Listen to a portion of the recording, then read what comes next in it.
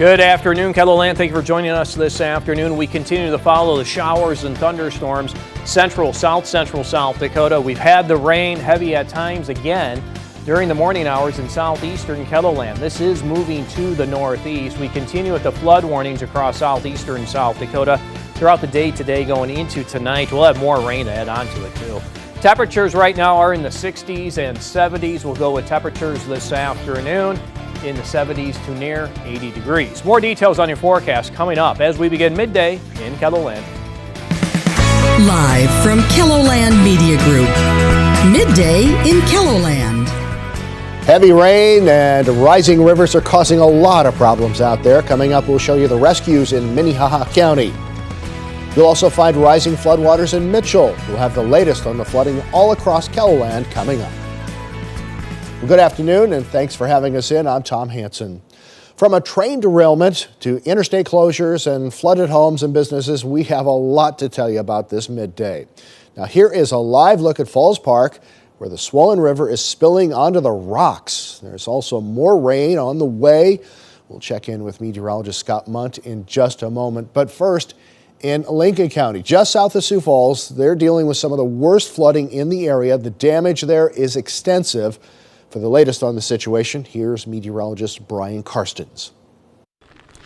Excessive rainfall here in the Canton area overnight in addition to the rainfall the day before. Let me show you an example of what damage flash flooding can do. This is an area that experienced extreme runoff, and you can see the pounding of the gravel road here and all of this washing going into this culvert. Now, back in 2014, 10 years ago, this road completely washed out. They did a lot of work on the north side of this to beef up the stability of the road structure, but you can see the power of that water. Look at this erosion, and I bet that's a drop of at least 15 feet down there. Just another point of illustration about what can happen with flash flooding and the type of power that this water has. It continues to rain. We're going to continue to keep you posted throughout the day today. Meteorologist Brian Karstens for KELOLAND News. And just outside of Canton, conditions are just as bad. Take a look at this. The Lincoln County Sheriff's Office posted these photos to Facebook. Many roads in the county are underwater. Deputies and local fire departments have responded to a number of stranded drivers, accidents, and rescues early this morning. The Lincoln County Highway Department and local city street departments are placing barricades and checking on road conditions. We're also following developing news in Minnehaha County. We just received this video into our newsroom from Huset Speedway on the edge of Brandon. Water is rising in the Huset's campground, and rescue crews have been called in to bring people to higher ground. Look at this. Split Rock Creek runs right through that campground, and it is still rising. Several agencies responded, including Sioux Falls, Split Rock, Brandon, Renner, and MedStar Ambulance. Now, we're told everyone is safe, and they are now just trying to rescue the trailers and the campers at this point. Several roads are also closed in Minnehaha County. Emergency Manager Jason Gearman has an urgent message that he wants to get out to drivers. You never know what's washed out under the water that is going over the road. And what happens a lot of time, the car can stall out, and then the water keeps rising, and it can push the car in the ditch or into some debris, and that's where it becomes treacherous because the car could be totally underwater. And with that, yeah, one spot you'll find traffic cones is on West 12th Street on the western side of Sioux Falls, not far from Sertoma Avenue. That's where we find KELOLAND's Carly Phillips. Yeah, I'm over here at 12th and La Mesa Drive, where the Skunk Creek has absolutely overtaken the road.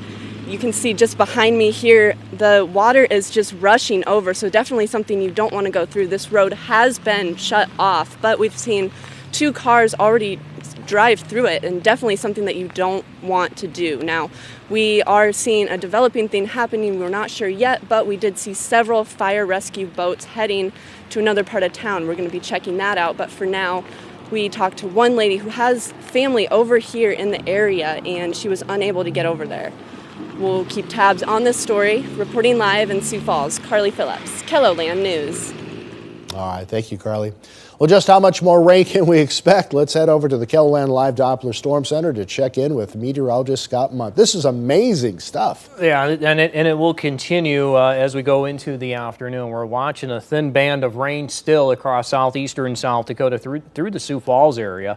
I think this will come to an end over the next hour, maybe two, and then things will have to redevelop, but they will redevelop as we go into the later part of the afternoon, evening, and overnight. Could be another overnight with heavy rain in eastern and southeastern KELOLAND. 24-hour rainfall totals, of course, this moves as we continue in time here, but over 5 inches over the past 24 hours. Chamberlain over 4 in Mitchell and Sioux Falls, and then, of course, you do notice that bullseye south of Sioux Falls, and I know Brian's been talking about the Canton area throughout the morning, extending into the afternoon. Look at some of these rainfall amounts coming in just south of the city. We're looking at anywhere from 6, getting close to a foot of rainfall. Anywhere you see the purple, where you see the white, I believe that's when it starts to get to about 10 inches or more.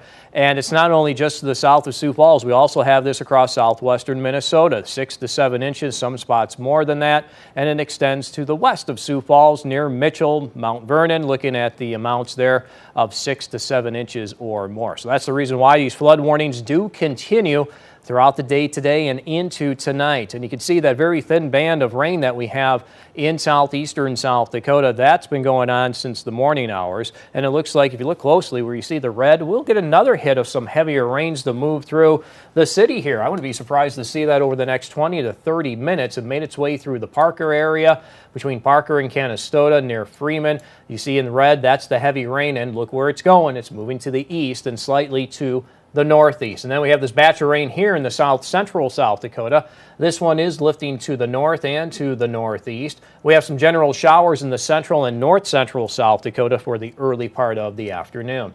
Temperatures are in the 60s and 70s. We're at 68 in Sioux Falls and Brookings. We have 72 in Huron, 64 in Rapid City. This is Futurecast. Now it tries to clear southeastern South Dakota from areas of Interstate 90 and south. Tries to get that rain to the north of the interstate by 2 or 3 o'clock this afternoon.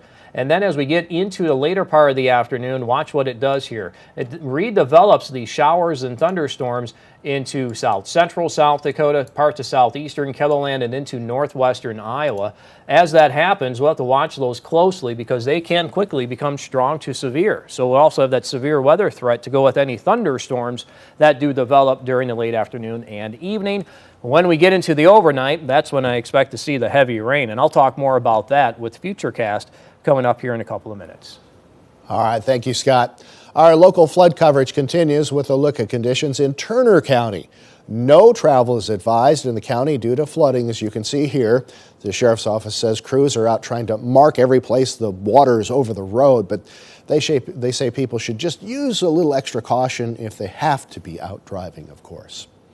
All of that moisture is also causing problems for drivers on the interstate. KELOLAND Summer Radar Shot shows us the situation on I-90 east of Mitchell.